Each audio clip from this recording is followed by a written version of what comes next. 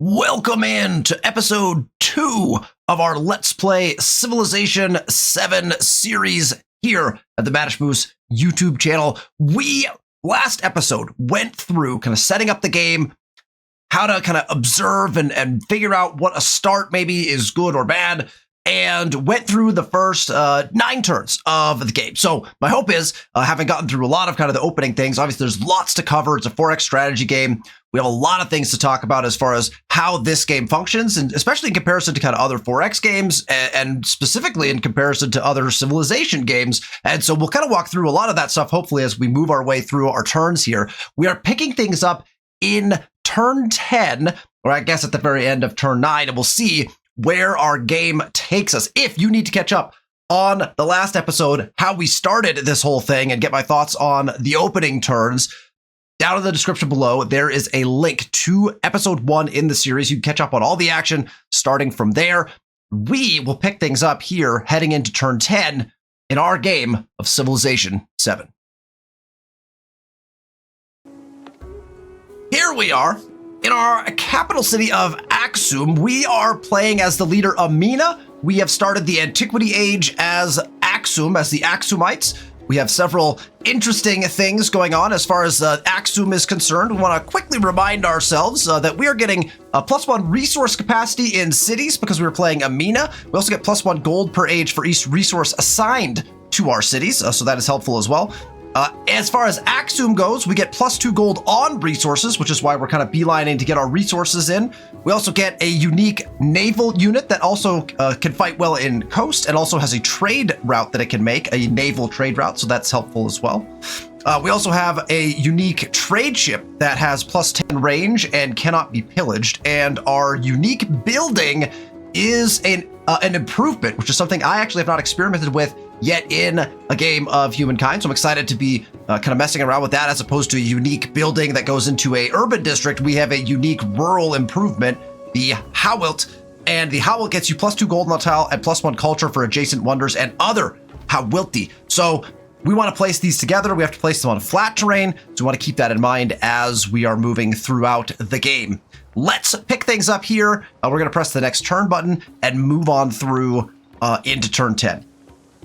There we go. We have now met our first person. We had an inclination that this was going to happen. Remember, we had right here, there was a discovery that we had seen and then was taken from us. And in fact, we can now see there is the scout that had taken said discovery, and it is Himiko, High Shaman. And so we know, again, I kind of suspected based off of the fact that it had disappeared from here and we had coast on this side, we assume that Himiko is probably out in this region somewhere. Now, that could be good or bad for us. Himiko is probably a pretty decent partner for us as far as trade is concerned, and so we want to maybe try to take advantage of a positive relationship. So we get to see our diplomacy screen for the first time. So we'll click down here. We've met a new civilization.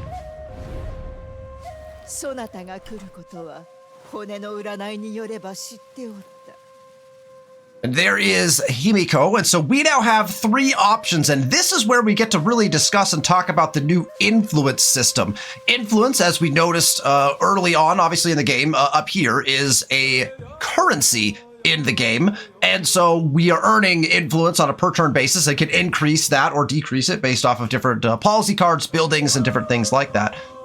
It is used for a very many different things and is a very powerful currency, particularly early on in the game. So something we want to think about is how we are going to use it. Anytime a foreign power comes to you and offers you a deal, a greeting, anything of that nature, we'll get a kind of a feel for that as we go along. We have 3 options. We can kind of go against what they're trying to do, which costs us influence typically to do, but also impedes our relationship. And the impeding of the relationship is actually a very critical thing to notice, because declaring a surprise war in Civilization 7 is very, very painful if you do it. And so what you want, if you're going to declare war, you really want them to be hostile towards you when you do so. Otherwise, that basically constitutes a surprise war.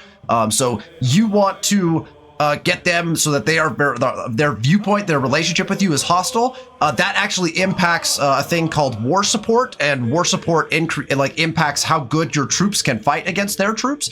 And different things like that. So we definitely want to be paying attention to that. If you're planning on going to war, you're probably spending your influence to decrease your relationship with somebody, because that's what you want to be doing. You could also not spend your influence and just not impact anything at all. And you will see that there are different opportunities to do this and actually maybe even benefit yourself to do that. Or you can support their proposition, which is right behind my head. But the support option here says we spend 20 influence and we do a friendly greeting. Reveals the capital of either leader if nearby. Your capital will be revealed, and plus 20 relationship. So it gets us plus 20 relationship, especially on higher difficulties. Probably not a bad thing to try to get. Because that plus 20 relationship might buy you some turns if they do decide that they need to declare war on you. That might get you some turns, especially at the deity level, to build up an army if you find yourself surrounded by aggressive AI or something like that, right? So we are going to spend the 20 influence. It's kind of a pain to spend that because we would rather spend it on other things.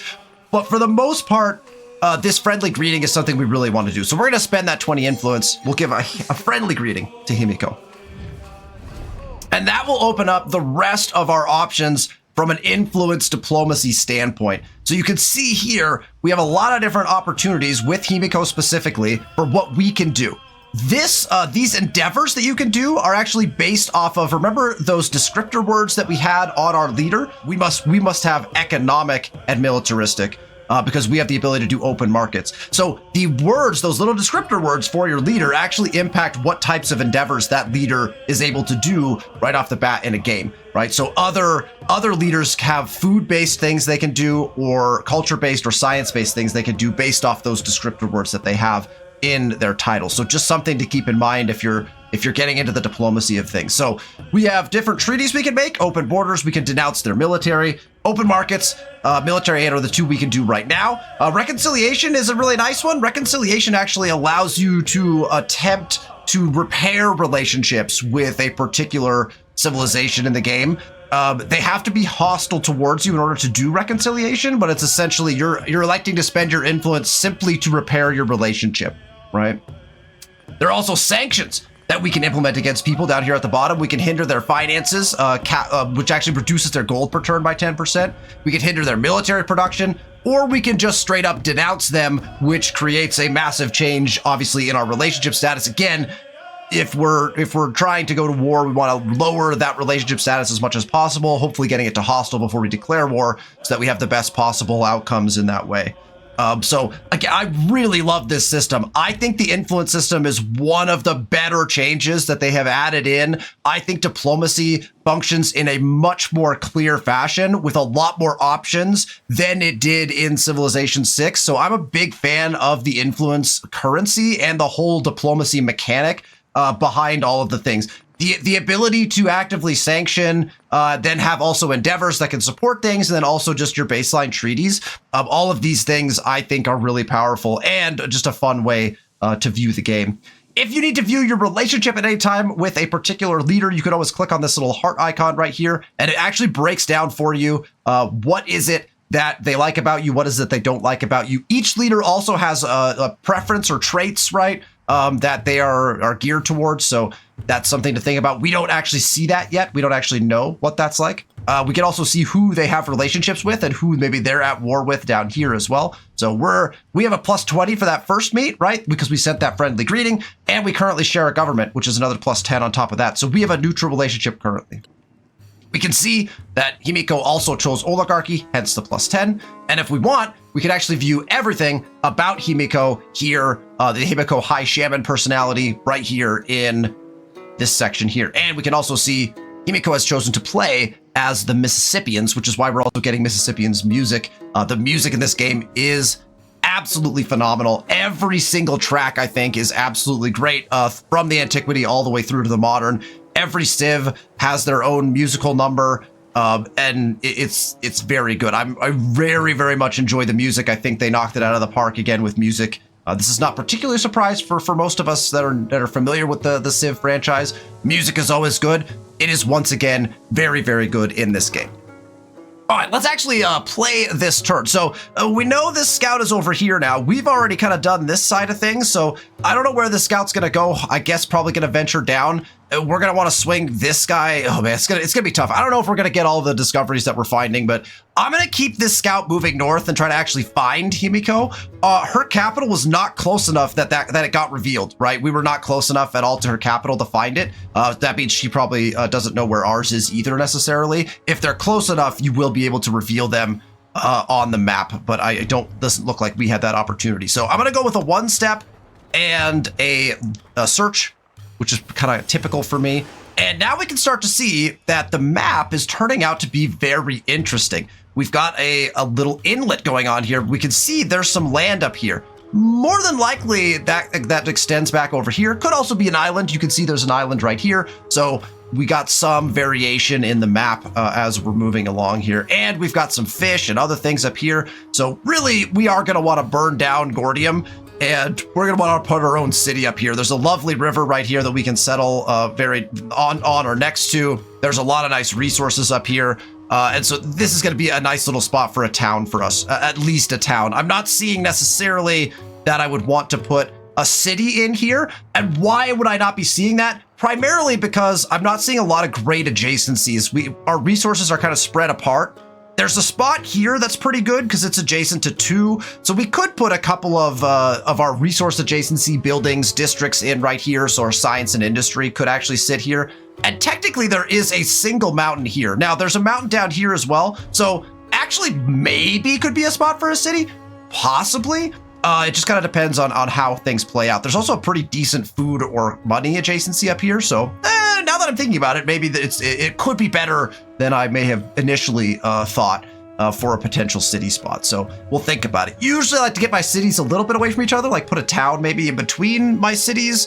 But that's a mechanic we haven't even really talked about yet. But not every settle is a city. In Civilization 7, every settle starts as a town, and then that town, you could choose whether to upgrade it essentially into a city or not. There are certain benefits to keeping it a town, and there are certain benefits to making it into a city, and we'll kind of go through those and talk about them as we go. Our other scout is going to grab this, and then we have to try to get up here and grab this, and then we have to try to get down here and grab these. There's a lot going on, and we'll probably see more of these. I think we're going to get dragged all over the place. And the more I'm looking up here, there is one right here that we can maybe swing around to. So Himiko didn't grab this up here. So maybe this guy just stays north and we'll try to drag this guy back down afterwards. But either way, we're going to go grab this one. Explorers have rediscovered the obscure writings of a local sage, poetic ruminations on death, stained with tears. Oh, wow. We can study the text. We get 50 happiness towards the next celebration and 30 culture, which is, again, culture's, that's pretty nice. Or we can get 75 gold. 75 gold is relatively potent right now. We're only making 9 gold per turn. 75 gold is nice. We're only making 7 happiness. We have 21 turns until our next celebration. We'd love to get an early celebration. That'd be pretty nice. It's really nice to get an early celebration because it gets you access to another policy card, right? Which we talked about in the first episode. When you hit a celebration, you get a new policy card. And that is actually pretty potent early in the game. I think I'm going to bank on the culture and the happiness being more valuable than the gold currently. If we were actively under attack, I'd probably take the gold and buy a slinger or a warrior unit. That would be something we definitely want to do, although I don't think we have access to a slinger until after animal husbandry. But we're going to study the task. We'll take the happiness and the culture on this time. And as you'll notice, that it hasn't taken effect yet, but we'll have that. Our 21 turns to the next celebration should drop because we just got 50 happiness towards that. Okay, we are still building a warrior unit down here, and that is totally fine with us. And that means we can move right along. Okay, so there goes the scout. Come this way. So Himiko is definitely going to know where our capital is now. Again, the hope is we can just maintain a positive relationship there and continue on. So. We'd like to get over here. Remember, river will always stop movement. And so if we can make 2 to get onto a river, we want to do that. So let's go ahead and click here.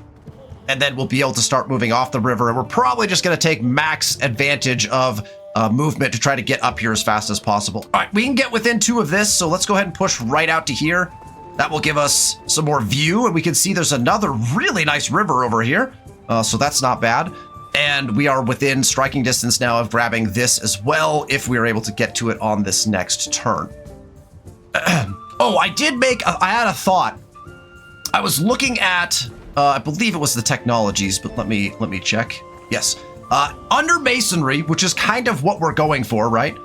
You have access to the pyramids. And one thing that I forgot about the pyramids is the pyramids say get +1 gold and production on minor and navigable river tiles in this settlement. It must be on desert and adjacent to a navigable river. And so I had initially thought, well, Petra might go really well here. And we still probably honestly want Petra in this city or this one if we settle one right up here. Although again, is this going to be a city? Probably not. This is probably a town. And then this is probably a city. Again, I don't know exactly how that's going to work. It could be a city over here as well. There are options here that we could make it into a city. Which one do we want to have Petra in? There's quite a few desert tiles here, and especially these desert river tiles would get really benefited. However, we have a spot that we want a wonder on that is both adjacent to a navigable river and on desert, which means we can put the pyramids there. It's a very specific condition that has to be met for the pyramids. So oftentimes what happens is you don't have a ton of competition possibly for pyramids just because there has to be specific circumstances met. That adjacency to a navigable river, also that is a desert tile, doesn't happen everywhere on the map, right? We see it right here, and there's going to be other options for that on the map, but it's not as easy to build as, say, the Hanging Gardens that you could just put on any old river, or something like Petra that just has to be on a desert tile. So I actually think because we have minor rivers really everywhere, we have major and minor rivers on so many tiles in this particular settlement that I really think that as soon as we get access to pyramids, so once we finish masonry, I think I'm going to take a shot at building pyramids in this city. I think that's going to be a great spot for it here. We'll get some adjacency out of it from some of our other districts, and I think that's going to buff so many of our tiles, especially when we're going to put some Howilts, right, on this flat desert that's also river.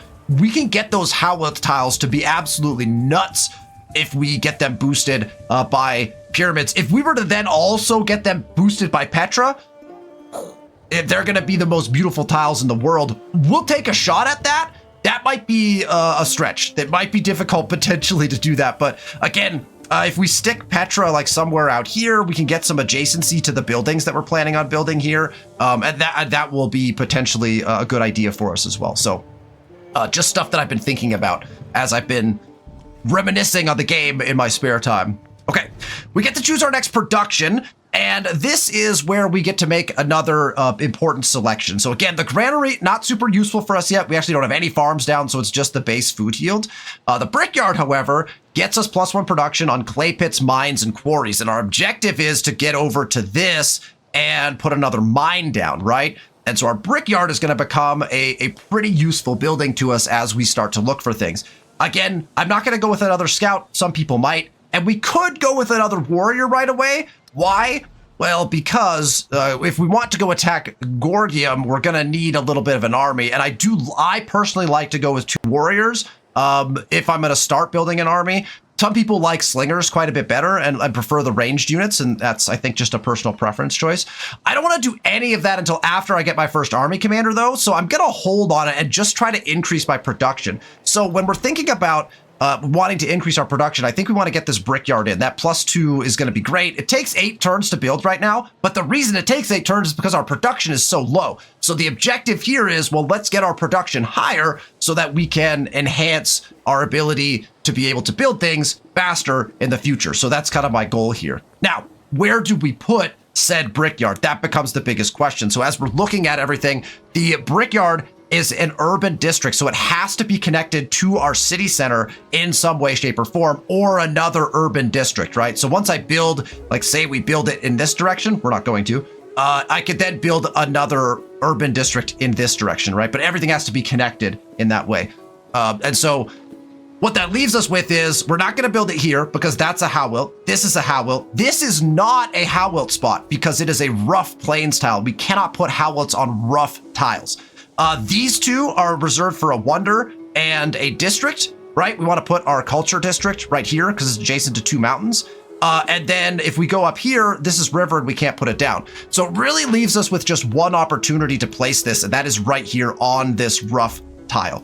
Now, optimal placement for the Axumites? Probably, yes. But when you're thinking about putting a brickyard down, you kind of don't want to put it down on a rough tile, because you want to then put mines down on rough tiles because the brickyard benefits mines, right? So using a brickyard on a rough tile that you could otherwise put a mine on that the brickyard is going to improve could be something that you question yourself on. Although in your capital city, you're going to be building quite a bit. And so it's fine to lose a tile or two here or there in that regard. So I'm going to choose the brickyard, and we are going to put it here on this rough tile. That's going to be an 8-turn build currently, and we'll see how quickly we get that build out. And then again, as we expand and put more mines down, we'll be able to enhance that. Another thing that we'll want to do is, because we are going to have a couple of woodcutters down, just at least here at the beginning, we're not going to have many woodcutters, but we could also, when we get through here, right, to animal husbandry, we could also put our saw pit down, which gets us +1 production on camps and woodcutters. We are going to have a camp over here. I believe the camels are a camp. Right, so there's a camp there. This is a pasture, so it's a little bit different, but we are gonna have at least one camp, and then we have a couple woodcutters that are gonna be there probably just for a little bit, to be honest. So I'm not sure if that's gonna be a huge play for us or not, but something for us to think about either way. Granary at some point, because we're gonna put some farms down on a lot of these tiles before we howilt them. So just, again, things that are running through my mind as I'm planning out where do I want stuff to sit. All right, this guy is just gonna make his double move. We're gonna try to get all the way up to that. We cannot get in the water yet. We can't get in the water until we get sailing. Otherwise, we could have crossed over and tried to grab that. So now we see something that is really interesting. I love this. There is a navigable river, a single navigable river tile into a lake. And that's beautiful. Into the river that leads towards our capital city. This map is really impressing me so far. I'm really liking the design so far that's coming out on this map. I really like this for a city spot. Right adjacent to a navigable river, because again, remember, our plan is to potentially play the Songhai in the exploration age, the next age as our civilization. They benefit from being on navigable rivers with their cities. And so actually probably here or here even, although there's a lot of great stuff here. Any of these 3 tiles, this one, or this one, could possibly be really nice city settle tiles. They're all adjacent to that navigable river. And it would get us access to putting like a fishing key right here potentially, and then we can build a couple of good, right? We have production and science buildings with double adjacency here. And then we got a mountain. That's not a mountain tile. It looks like a mountain, but it's just a cliff. So we don't have a mountain here necessarily, but I like a city right here. Now, this could be tricky because, as we know, Kimiko is somewhere over here, more than likely, right? Her scout crossed right here. We know that because we didn't see it down here, so we know it's over here somewhere. It's very early in the game. Her scout couldn't have gone too far from where she is, so we might have to rush a settle up in this direction. Our first settle, rather than being in this direction, may actually be up here based off of that information, right? Okay, now that I'm seeing how close this guy is coming to down here, we probably could have just had this guy move down. It does look like there's a border over here as well. I believe it says Moreau Village. So there's another Free Peoples right here. So we'll want to make sure we discover them on our way back through with our units. So we're gonna grab this right away just in case. So we'll go ahead and do it. There is Himiko's border, very close to us. That is a very close border to us. Oh man. Okay. Representatives from the independent village of Moreau have expressed concerns over a nearby mercenary camp. The soldiers say they merely wish to rest, but the flag they fly is suspicious. We can host the mercenaries and improve the relationship with the Moreau, or we can leave the mercenaries alone and get 50 gold. This Moreau, I don't know what kind. Oh, they are friendly with us. They are friendly with us. So if we were to improve our relationship with them further, it would be very easy for us to get a quick suzerain of Moreau. I don't remember if Moreau is culture, science, military. I think they might be culture, but I can't remember. They could be gold too. They might be merchants. Anyway, either way, this is probably a nice suzerain for us. We probably don't want to cut in that far. It's looking like we're going to want to settle here, and then possibly down this way. Since we have a neighbor to our north, we might not want to be out here. And so I kind of like the idea of suzeraining them. Minus the event is right. Minus 100 happiness for 1 turn. So we lose 7 happiness. I think that's worth it to improve a relationship and get a suzerain a little faster. I'm going to do it. I don't know if that's going to like show us what happens because we can't even see their city right now or their camp. But I'm going to do it anyway. Let's host them. There it is. They are a merchant based, right? So now we can click on them, right? And we'll see, just like what we saw with the other one, we have befriend or incite raid, but we need to have 170 influence. So that's why we're trying to save that influence, right? Where we don't really want to spend it so much. We're gonna have some tricky decisions probably in the near future about that based on Himiko knowing us. And Himiko is very inclined towards wanting to send diplomatic arrangements to people. And so that will either influence us to spend some of our influence on those or to keep saving so we can befriend the Moreau people. I hope that was useful to us. I don't actually know what that means. And this is one of my critiques of the game, right? We just spent 100% of our happiness for a turn, which was only 7, not a big deal, in order to get something that had no numeric value associated with it. We just got a better relationship we improved, right, our relationship with Moreau. I don't know what that means. There was nothing that said it goes up by this amount, it goes up by this number. It just says it improved. Those are the little things that for a 4X strategy gamer who plays 4X strategy games and who wants to strategize around making good decisions that min-max even potentially. I don't love the idea of min-maxing, but I want to make the best decisions possible in my game. When you don't give me all of the information, I'm spending my 7 happiness on on something I don't even know what the numeric value for that is. And that's a little bit frustrating to me. So just little things about the game like that I think from a strategy standpoint would be so much better if we could have a little more information readily available to us. Okay, we also saw Himiko's border. Slightly problematic because we want to put a city right here. Let's check our settle lens. We still can, but my gosh, is it going to be close. We can also settle here, right? Once we burn Gordium down, we can also settle here. So we have options if Himiko chooses to forward settle us. I think we're going to try to be the aggressors here from a forward settling standpoint. I don't want war. I just want a city on this river. So I would like to go put something up here. We'll see if we're able to do that or not. We're going to have to rush out a settler. We actually can build a settler. I think you have to get to, is it 4? I think you have to get to 4 population. So our next build might actually be a settler, potentially. We'll have to see how that goes. All right. The mercenary's presence is no more welcome. In Axum, but at least the Moreau is relieved. Okay. Again, it just says improved relationship. I have no idea what that means. We might get to see that when we look at actually investing in them in a few turns to try to suzerain them. So we'll try to remember that, right? We also get another narrative choice, and here we go. Oh, it's a big bonus. It moves you up a whole level with them. Okay, so everything I just said about not knowing information, well, now we know. We didn't know. I'm still frustrated about that, but I've never had that particular one pop up. Emissaries from Moreau have arrived and pronounced the Akamai's Empire deserves all glory and respect. To honor the friendship between two peoples, they present a generous gift. This gift happens, there's 2 levels after you invest in them, and you'll see this when we do it. After you invest in somebody, there are 2 levels you have to get through, and each turn it moves you towards these levels that you have after you have invested.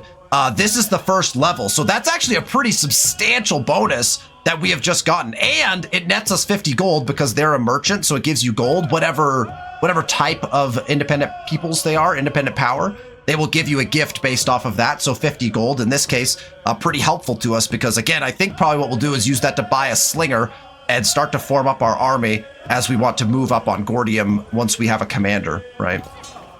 Fascinating. Okay, we have a warrior here. We could go grab this with the warrior. I actually think that's probably a good idea. I don't think Gordium is going to threaten us anytime soon. And we don't have to move him too far to go and grab this. And yes, other units can grab discoveries as well. Obviously, they just get there a little slower because they're restricted by movement and things like that. And they don't have any of the abilities to search and do things like the scouts do.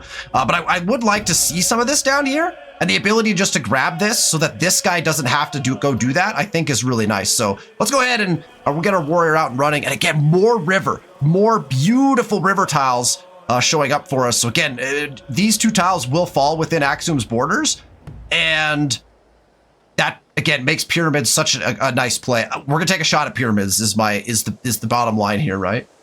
Okay. Next turn, as we crank along, really we're just moving units at this point. This guy's only getting to go 1 because again the river stops his movement.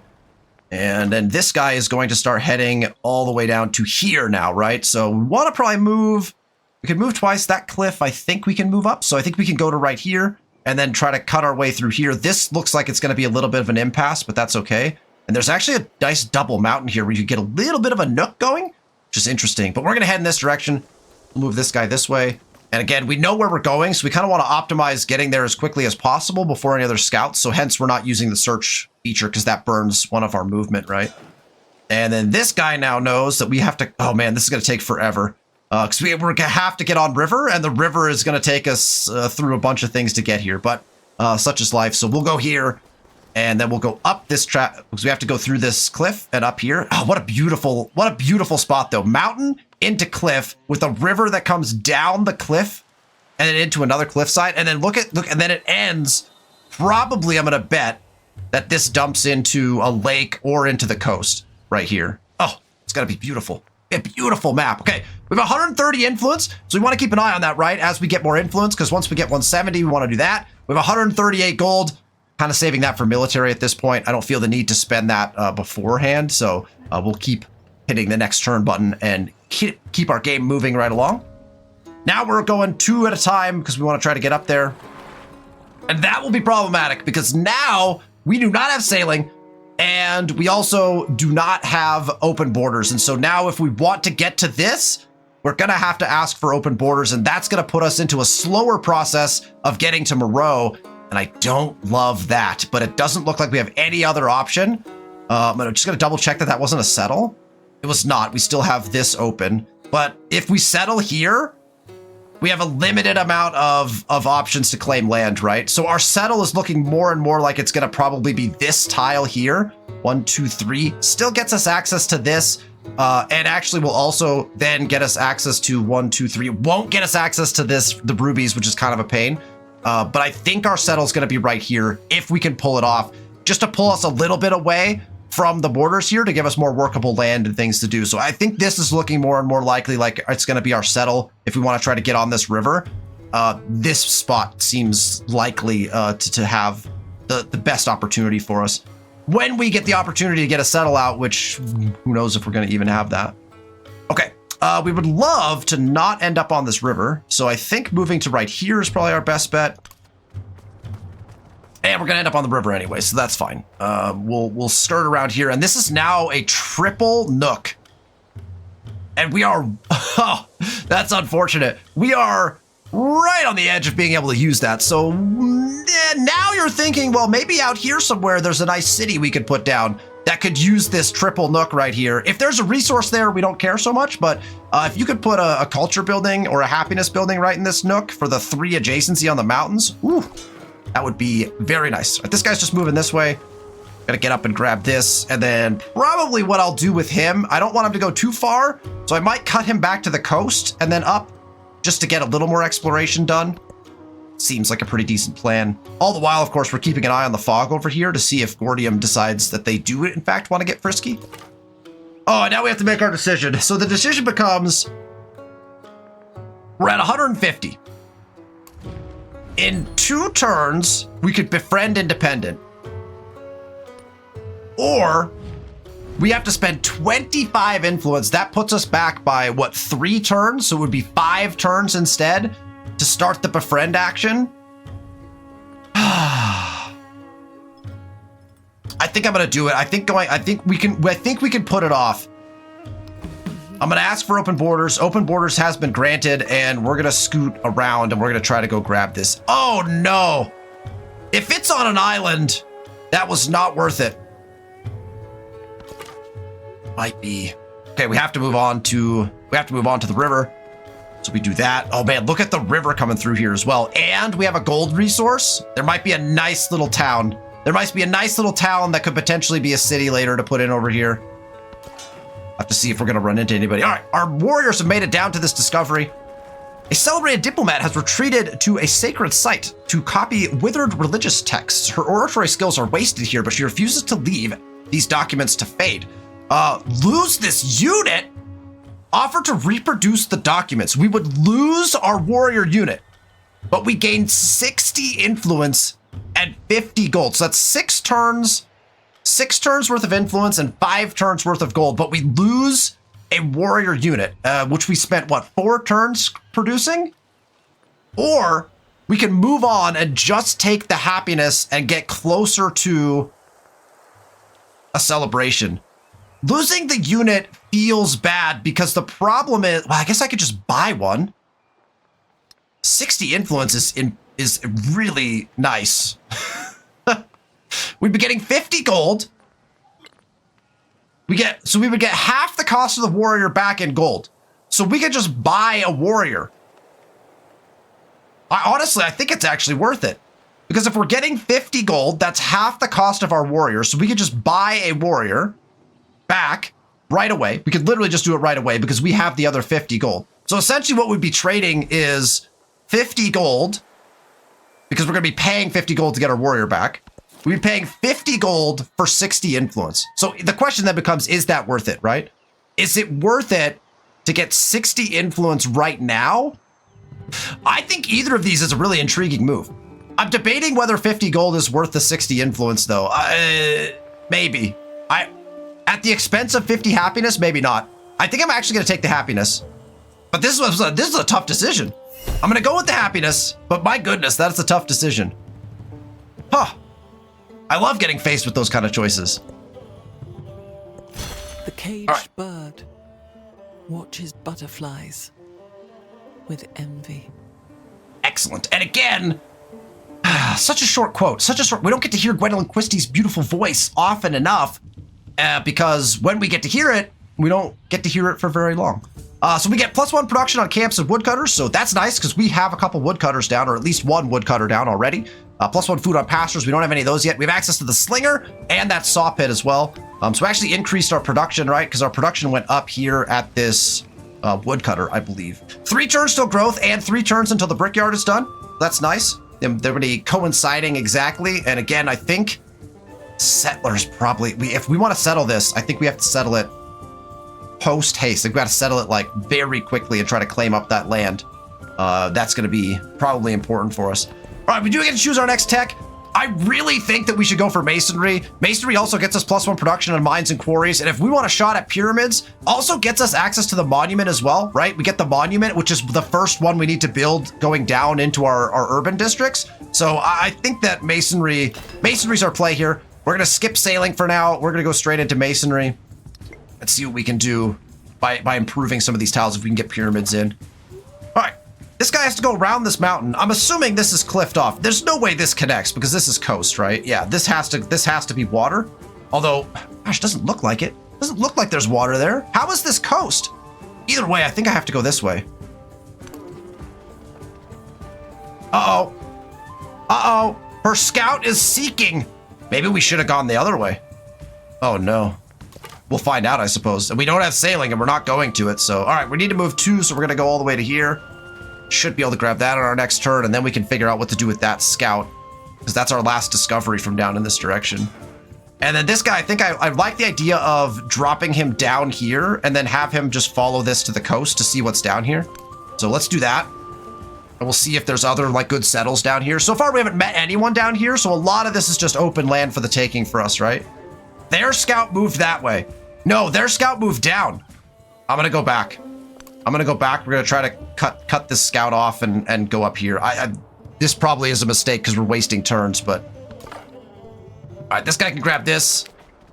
Explorers have discovered a network of hot springs. These vapors offer respite for the weary traveler and inspiration for the poet. Paradise does not remain a secret for long. We can test the waters, 30 culture and 50 more happiness, or we can charge for access and get 75 gold.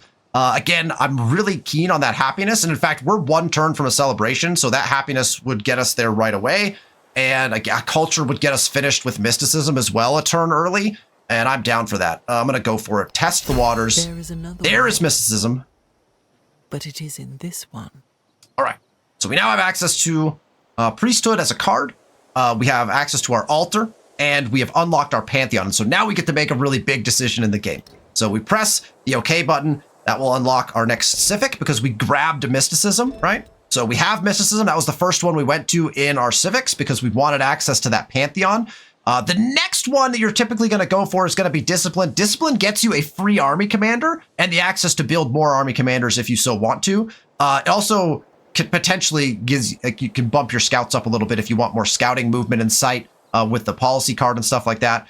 The other option is to go into mastery here and get access to Mundo Perdido as a wonder, but we're not on tropical, so we don't really care about that one. Although +2 food in all settlements is a very nice card to have. But I think that discipline is going to be our way to go. We want access to the army commander, and we want to be able to get to Code of Laws. And Code of Laws actually requires you to get discipline and mysticism before we go to Code of Laws. And Code of Laws unlocks Petra, which is another wonder that we potentially want to take a shot at, right? So we go discipline here, probably straight into Code of Laws, depending. We also have to keep in mind, we have our Axumite civic tree, right? And we get access to different things here, like our Howilts and our +1 resource capacities in settlements on coast and navigable river. So when we feel the need to do these, we want to make sure we move over to our Axumite civics as well. For now, I think getting to Code of Laws typically before you go in this direction is a good idea. So that's kind of the direction we're going to trend. Let's pick a pantheon. This gets really interesting. We have one pantheon that has been taken already. So that's nice. Only one has been taken. +2 influence on the altar is a very good pantheon. So we already have lost access to a pretty decent pantheon. Every city and town can have one altar in it. And so that's 2 influence in every city and town. It's not a bad one. That one is not bad. So that one's been taken already. So let's walk through these. You can see most of them because my head is not in the way. Earth Goddess, your altar receives +1 happiness adjacency for mountains and natural wonders. We don't really have a lot of those, so not something we're going to need. Fertility rights is a nice one, +10% growth rate in settlements with an altar. So you get 10% growth rate. If there's an altar, you get 10%. This is actually a tempting one for the Axumites because, again, remember, growth is big. We want to expand our rural districts out pretty quickly because we want to get our Howilts down, right? In order to get our Howilts down, we have to put a rural district down first. A rural district requires population. So any way that we can improve growth is actually pretty decent for us as Axum. It probably isn't a great one for everybody, but because we want that extra growth, it might be really nice. Goddess of Festivals gets us +1 culture on quarters in settlements with an altar. Now, a quarter is a finished district, right? So an urban district, you could put 2 buildings in. Once you have both buildings in a district, that district is considered full or complete. The name of the name for that is a quarter. So we're building a brickyard here. If we were to also put a saw pit in that same district, that would become a quarter, and so that would get a benefit then. I don't think that these quarter-based ones are particularly great, to be honest. It takes a while to complete a quarter, and then to get just +1 culture on it just doesn't feel worth it. So I typically don't take those ones. If you have a different take on that in the comments, please let me know. God of Healing gets you +5 healing for units on rural tiles with an altar in the capital. Again, very specific. You have to have built the altar. It has to be on a rural tile. I don't know if that's really great. Unless you're under like imminent attack, maybe. And you need to be able to heal up on like deity or something, maybe. God of the Forest is +1 gold on camps and woodcutters in settlements with an altar, and you keep the warehouse bonus as well on those. This counts as a warehouse bonus. So in other words, that would not be removed if you built an improvement on top of it, like a Howilt. You would still get the warehouse bonuses that is this +1 gold. So we have some camps and woodcutters. We don't have enough.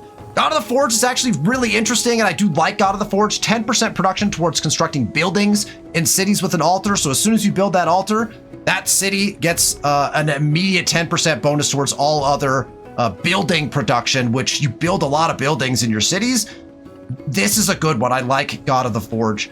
God of the Sea is one of my favorite ones, but only if you're sitting right on coast and you have access to putting a lot of fishing boats in. But God of the Sea gets +1 production on fishing boats and settlements with an altar. I think God of the Sea is one of the best pantheons in my opinion, but it is situational. You do have to have the ability to put down a lot of fishing boats. We do not currently, despite the fact that we might in a little bit. I don't think that's going to be worth it for us. God of the Sun is for full balance. +1 culture, +1 food, +1 gold, +1 happiness, +1 production, and +1 science on the altar. So if you want to just build your altars in and get one of everything, God of the Sun is a perfectly acceptable option. It actually is a pretty decent option as well, because it gets you, it technically gets you probably the most benefit of any of these, like inherently, because that's technically a +6 building. Like, I mean, it makes your altars +6. You get one of everything, which is pretty impressive actually, so it's not bad. God of War gets you production towards military units. We're not really heading in that direction. God of Wisdom is science on quarters. Again, I don't really like the quarters thing. Monument to the Gods gets you +10 production while constructing wonders in cities with an altar. That could be really nice, right? Wonders do not count as buildings, but wonders, you can get access to increased production towards wonders by taking Monument to the Gods. So if you're going to be doing kind of a wonder build and you want to build a lot of wonders, particularly in a city with an altar, obviously, you might go for that. Oral Tradition is +10 production towards training settlers in cities with an altar. This is not bad, but it's a very specific. That's 10% production only on settlers, and you have to have the altar built previously. I don't know if that's worth it. Sacred Waters, the altar receives +1 happiness, adjacency for coast, lakes, and navigable river tiles. So if you're, I don't see the value here. Like, it's the altar itself gets +1 happiness for adjacency. You don't want to burn adjacency on your altar for lakes, coasts, and navigable rivers, because the adjacency for those is better for your food buildings and for your merchant buildings. So I don't really care for Sacred Waters very much. Stone Circles, +1 production on clay pits, mines, and quarries and settlements with an altar with the warehouse bonus. Stone Circles is also very, very good. You typically, especially if you have a lot of mines or quarries in your capital city, you can get +1 production on those, and it's really not bad. We've got 1, 2 mines and probably a couple others up here. We're not going to have a ton of mines and quarries in our capital, so Stone Circles is very good, but I don't think we're going to take it in this particular instance. The two that I'm most interested in, I think, in this particular game, God of the Forge for 10% production towards constructing buildings, because we are going to be constructing howlts, and howlts are considered buildings, and you have to construct them out of your capital. Getting 10% on buildings, because we're going to be building more buildings than a typical person would in a game because we have a unique improvement, I think is really helpful. This 10% growth weight in settlements with an altar also seems really helpful. Again, growing at 10% faster in all of our settlements and cities that have an altar, obviously, so that's the stipulation, right? But we have the ability to grab those tiles a little bit faster and be able to put those improvements down, which is necessary to get those howlts in. So early growth and fast growth seems important. And so I honestly think I'm going to go with fertility rights. I think I'm going to sell out on the fact that I'm convinced that in order to play Axum to the best possible ability, we need maximum growth. That also means we probably should target like Hanging Gardens or something like that as a wonder. But I think I'm going to take fertility rights. I've never taken fertility rights before because I've never felt the reason to increase it. But I'm going to go with fertility rights. There's a lot of great choices here. I think that fertility rights is going to be a good option for us. Is it the best? Let me know in the comments. But I'm going to go with fertility rights for that growth rate. Again, we're not going to get that right away. We don't get that until the altar is actually built, right? So something to think about when you're choosing. Most pantheons are all built based around you have to get your altar built first, right? Fertile Soul. In the waving fields, the people celebrate the harvest through song and dance. Their prayers rise from the rich scented earth to the late afternoon heavens, and in time, all grows more fruitful. I believe this triggered because we got our first celebration. So we can train more farmers, we get 50 gold, or we can teach these harvest rights in other communities. Yes, let's take more culture. That sounds good. Again, we're kind of swimming in gold right now, actually, from what we've been doing. But we're going to go ahead and teach. There we go. And now we'll move our units. We're just going to come right down the river here. Lake. So we have another lake tile right here. Okay. Fascinating. All right, 2 turns left until we have a bunch of stuff going down. Let's see if we can't get to those 2 turns. That was a big turn with mysticism and everything. There's our celebration. So our celebration has triggered. We love the council day. And again, it's all based on your government. So we have oligarchy that we chose. So we can get 20% food for 10 turns or 30% production towards constructing buildings for 10 turns. Now, something to keep in mind, our next move, right, was hopefully, I don't remember if it's 4 or not. I can't actually recall. If at 4 we get access to the settler. It's either 4 or 5, and we'll find out on the next turn. If it's 4, we're going to make a good choice here. If it's 5 and we're not going to build a settler next, that's potentially problematic for us. But we could always just start putting turns in towards our altar as well. We also could build a slinger or something like that. If we're going to build a settler next, then the next 10 turns we will not be constructing a building. We're going to primarily be constructing a settler. And so we don't want the building production, right? If we're going to go into some wonders after that as well, right? Because we're 11 turns away from masonry and getting access to pyramids. So I'm going to take the 20% food for 10 turns to boost up our growth in Axum once again, and try to push us towards being able to get, more tiles. So we're going to go first thing. We're going to go with the 20% food. And then again, hopefully we can take advantage of our next celebration, possibly being able to get that 30% production towards buildings. Here is the fact that we get another policy card, right? We hit the lovely celebration. And so we get to very quickly now put our charismatic leader in as well. +2 gold in all settlements is great. And we do want that one in. It's one of the best cards actually in this age. Because we only have one settlement right now, it's not actually only worth the 2 gold. The 2 culture is much more valuable to us currently. So I'm going to go with charismatic leader. This card will go in as soon as we get a couple settlers out, right? Because that +2 gold is +2 gold in each settlement that we have. And so that is much better than the flat +2 on palace, right? But this is where we'll go for now. All right. Their scout is going the other way. So we'll get free reign of this now. Oh my goodness, what is happening over here? How do you get to this? I guess we'll find out. We could have technically used like the discover ability there, right?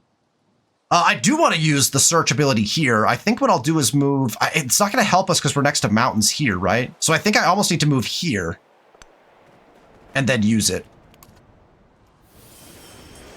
Okay. And now we're going to actually, oh man, do we go this way? I think we go this way actually. I think we go this way to try to go after this, right? That's going to dictate where we try to get to. So this is an open nook. That is such a beautiful spot for adjacency purposes. And there's a double resource spot here. I think there needs to be, now look at the mountains over here. We're going to have to put a settlement over here in the desert. I don't know exactly where we want to put it, but oh man, this could get real. We could put a very interesting city down here. Plus, think about our Howelts. We could get some really nice Howelts in here as well. Unfortunately, what we're seeing is like all great city spots and not necessarily great town spots. That could be problematic for us. All right, let's push towards this and see what's going on. All right, so this is a lake. But we know the coast is somewhere over here, right? All right, let's go next turn. We have a bunch to do on this next turn. Units? Units from Tyre, who I'm also friendly with. So Tyr probably. Tyr, and we have another friendly. And we're at 165, so on the next turn, we'll get to invest in Moreau. But that will spend all of our influence. And if we meet someone, we won't have the ability to friendly them. So I don't know, that could get sticky for us. Okay, we can grow our city.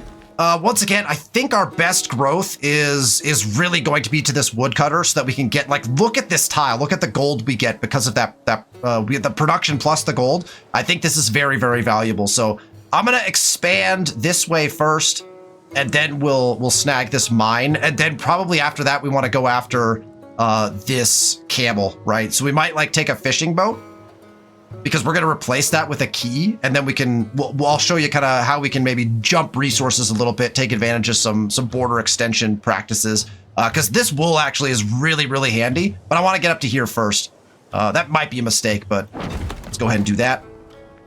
And we get to choose our next production. So, yes, we did indeed get access to our settler, so that choice was actually really, really good. So for 5 turns, we're going to be building a settler, and then maybe we put some turns into altar or something like that as we're waiting to get our first wonder build potentially going. But we definitely want this settler, right? So we're going to go right into settler. We actually got to, we did get to 5 population. Were we at 4 already? Maybe I was just completely miscalculating everything in my mind. If so, I apologize. We must have already been at 4. So it is 5 population to get access to settlers then. So I was just not saying things correctly or looking at things correctly, which is not altogether unheard of from me. But again, we still currently can settle up here. So We're gonna try to sneak a settle. Try to sneak a settle in that direction. All right, I'm just gonna move all the way over to here. I'm not even gonna try discovering. No, it's on an island. It's gotta be on an island.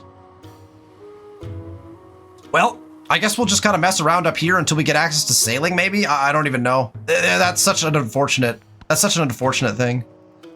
All right, this guy, I do think we want to swing south rather than having to get on the river and cross over. I think if we go south, we'll discover more of the land we want. So I'm gonna go this way.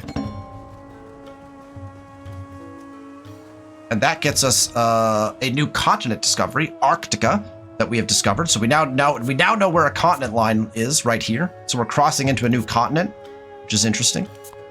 We'll keep note of that. And it looks like we've got a nice straight shot to here if we can get there in time. All right, this guy's gonna keep moving up here. I want to know what the heck's going on over here because we're probably gonna put a settle down here at some point, right? All right, let's go. Oh wait, hold on, 165. Okay, yeah, next turn. Okay, let's go next turn because that's gonna be a good spot. That also takes us to turn 20, which might be a good endpoint for this episode. Don't worry, in the future we'll get more turns than just 10 in for an episode. Just as we have to explain everything like Pantheons and stuff for the first time, I want to take the time to have those conversations and make sure that everyone knows what's going on for the most part. Okay, so this guy is kind of just wasting our time now, which is unfortunate. We could hit the search button just to see what the heck is all over here. And since we're kind of just wasting time with him now, honestly, I think I'm just going to do it. That is a full island. Perfect. So could have found that out probably sooner rather than later. Do we want it? Yes. Are we going to get it anytime soon? No. So we'll probably take this guy up around here, maybe even up around here, and then swing him back. Who knows? That might just sit there for a while. Maybe we should just abandon it, to be honest. But okay, let's jump over here. No river, it looks like, in between us and that. So we'll go 1, 2, and then 1, 2. We should be able to get it in the next 2 turns, which is great. And then we'll have to see if we can go after yet another one. And I'm going to go, I guess I'm going to go over here. Okay, so this is a lake, and then this is coast. But we have a nice little jut over here. And again, I'm seeing like there's some interesting land, definitely for a town. There's a great land for a town, at least down in here. So we'll be paying attention to getting some coastal stuff down as well. So that feels pretty decent. You know what? I think we can get one more turn in. Let's do it. Uh-oh. Himiko's got a scout all the way down here as well. Okay. So now, oh, that's the scout that came through here. I'm assuming that this is the scout that came down through here, right? So she has one scout that we met up here, and she had one scout that had come down probably the coast. I don't know what she's doing coming back in this direction now, but we can kind of assume that there's probably not any discoveries in this area anymore. And that's fine. That's okay. And we like that this is actually Himiko's scout and not somebody else's because we're not like fully surrounded, right? All right, let's go ahead and just move. We're going to try to get in over here. We'll do like a search again and really just get all the tiles kind of explored, you know? I don't need to come back right away, right? I almost want to go like down here and see what the heck is going on. Yeah, let's take a little jaunt with our warrior. All right, we'll move this guy. And we are at 185 accumulated influence, so we do have another free peoples down here, but we're already invested basically with Moreau at this point, so we're going to take our 170 saved influence, and we're going to befriend independent on Moreau. And this will open up a screen that we'll talk about really briefly before we end the episode. And we are 10 turns away from being suzerain, 3 turns from getting a gift from them. And again, if you start out as hostile, you start all the way down on the other side. Sorry, this is behind my head, so you can't actually see it. I'm reading to you things that are behind my head, but if you're hostile, you start way back here on this. And you have to go all the way up. So finding friendly people is always nice to invest in because the hostiles take forever. Okay, that is going to do it for today's episode. We made it to turn 21, well, the end of turn 21. We will pick up right here from where we left off in our game of Civilization 7 in the next episode. If you enjoyed the content, hit that thumbs up button. Make sure you're subscribed to the channel so that you know when we release these videos. More Civilization 7 coming at you in the future. I will see you for the next one.